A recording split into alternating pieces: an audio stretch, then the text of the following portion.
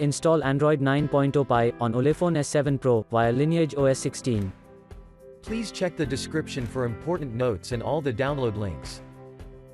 First download ROM and GApps packages, then transfer the downloaded files to the phone storage, link is in the description below. Step 2. Boot your device into TWRP recovery. Once in TWRP, click on Wipe, Advanced Wipe, and select the check boxes, as shown in the image, excluding internal storage. Step 4. Swipe the button to wipe the device.